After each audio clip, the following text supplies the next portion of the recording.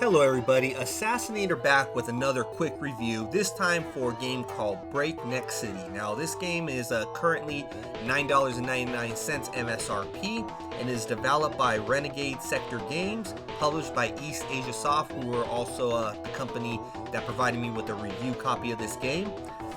This genre is a beat-em-up side-scroller. It's kind of like Teenage Mutant Ninja Turtles 2, Double Dragon, Final Fight, Streets of Rage, those type, it's like a retro brawler. Here it is a two-player co-op game. Now we'll start off with the story. The story is kind of basic. Basically, these two ladies that you could choose to basically fight as, which is Sydney Flintlock and Justine Jacobs.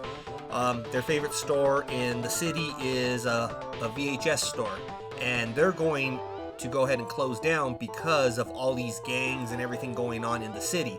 So basically, Sydney and Justine are going out there to basically take down these bosses, these gangster bosses, so that their city's safe and they don't end up losing their VHS store.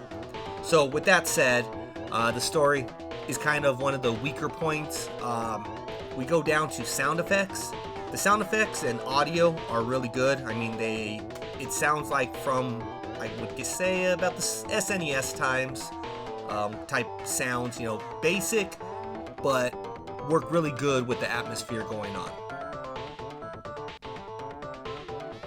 Next up, we got the visuals, which kind of remind me of like a PS1 game, that blocky look, maybe even an N64 times. So, not too bad, not too great, just depends on what you're looking for. Now, the gameplay is fun. It does get fun. It is kind of addicting, but you do kind of get into those areas of the game where it's just not functioning perfectly. It's really hard to tell if you're able to walk up those stairs or not. The invisible walls are there a lot. And so you don't know exactly sometimes where you can go. You're clipping walls that you would think you would be able to run up the stairs real quick and get away, or you're hopping over rails leading to your death, different things like that. So overall, gameplay is fun, but the mechanics can use a bit of tweaking. I know obviously they're not going to get tweaked, but that would be what I would say if there was ever a part 2 to this game, is the mechanics to be a little better. In this 3D space, it's a little harder to tell if you're going to punch somebody you think is right in front of you. He's actually angled a little bit, and he has no problem punching you, but for you to punch or kick him, it's not going to happen. So those type of things would be what I would say need to get cleaned up, and is the weakest part of this game. When it comes down to levels, you do got 6 different stages.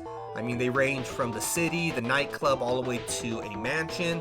So they're all distinguishable. If I told you, hey, it's going to be the city stage, you would kind of know which is this city stage. Now, when it comes down to the enemies, there are some variety there. I mean, there are some that will beat you down. You have to come up with strategy in order to, take them out, which my strategy I usually found is funnel them in for all the weak ones. All the stronger ones, kind of go to the top of some stairs, and as they're walking up, kind of elbow drop them. That's what I found to be the best way to make it past them, because if not, they will take you out. And you will be continuing quite a few times on this. So with all that said, this game is pretty fun for a beat-em-up game.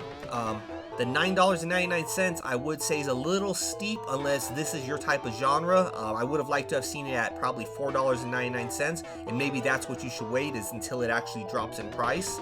But once again, it depends on you. You get some quick and easy achievements that take you about 30-45 minutes to do. You can get through half the game and that would be all. Or you can go ahead and play through all 6 stages. The length of the game, I would say, is closer to about an hour, hour and a half, depends on how good you are and how many times you get stuck and have to kind of repeat the same section over and over again. But the game has, from my opinion, 0 replay value. It's a one and done. Once you beat it, once you complete it, it's kind of over. The only way I see myself coming back to this game is if they end up increasing the achievement count from 1,000 to 2,000, and I have to play a little bit more. That will be the only way that I will actually come back to this game.